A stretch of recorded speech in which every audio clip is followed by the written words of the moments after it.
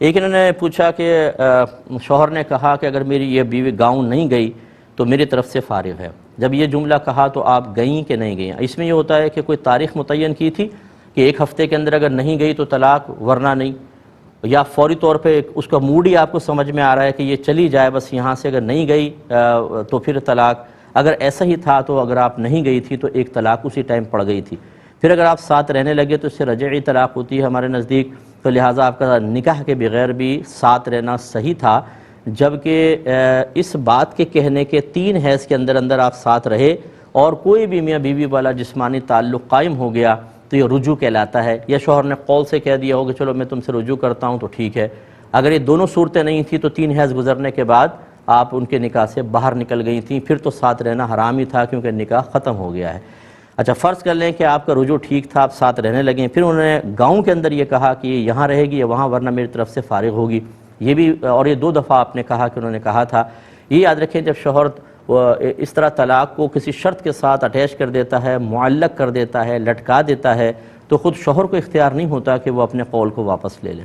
ہاں اگر وہ یہ شرط رکھ دیتا کہ میری اجازت کے بغیر اگر تم گھر واپس آئیں گاؤں سے تو تمہیں طلاق، اب اجازت، لیکن یہاں تو آپ نے جو الفاظ کہے اس نے کوئی اجازت کے لفظ ہی نہیں کہا، اس نے کہا یہاں پہ یہ گاؤں میں رہے گی، نہیں آئی شہر میں آ گئی تو اس کو طلاق ہوگی۔ 2 دفعہ یہ کہا تو اجازت کا تو مسئلہ ہی نہیں ہے، اور شوہر ایک دفعہ یہ تعلیق طلاق کے الفاظ کہہ دے تو اس کے ہاتھ کٹ جاتے ہیں، لہٰذا اب اگر آپ گاؤں چھوڑ کے شہر آئیں تو 2 طلاقیں مزید پڑھیں گی۔ اس لیے بہتر یہ ہے کہ آپ اس پورے مسئلے کو ایک دفعہ پھر ایک کاغذ پر اچھی طرح لکھیں، کنٹرول روم سے میرا آپ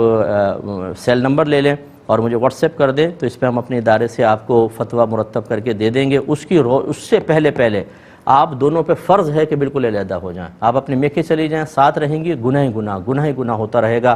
اور میں پھر اپنے تمام دیکھنے والوں کو گزارش کرتا ہوں کہ خدا را یہ میرا 16 سال ہو چکے ہیں اس پروگرام کو، اب 17واں سال اسٹارٹ ہو گیا ہے، اور میں 16 سال سے چیخ کے کہہ رہا ہوں کہ علم سیکھیں۔ اس میں ہمارا کوئی ذاتی فائدہ تو نہیں ہے، آپ کہاں سیکھیں گے، کس سے سیکھیں گے، مجھے تو اس سے کوئی پتہ بھی نہیں ہوتا، بعض اوقات آپ کا مسئلہ ہے، لیکن اسی طرح ہم جب علم نہیں سیکھتے تو بعض اوقات حرام زندگی گزارتے رہتے ہیں، گناہ کبیرہ ہمارے نامہ اعمال میں لکھا جاتا رہتا ہے۔ دونوں میاں بیوی اجنبی ہو چکے ہیں لیکن میاں بیوی کی حیثیت سے ساتھ رہ رہے ہوتے ہیں، اسی دوران اولاد بھی پیدا ہو رہی ہوتی ہے اور ہمیں کچھ نہیں پتہ چلتا کہ ہم کتنا بڑا گناہ کبیرہ کر رہے ہیں۔ یہ اسلامی احکام ہیں، کوئی مذاق نہیں ہے۔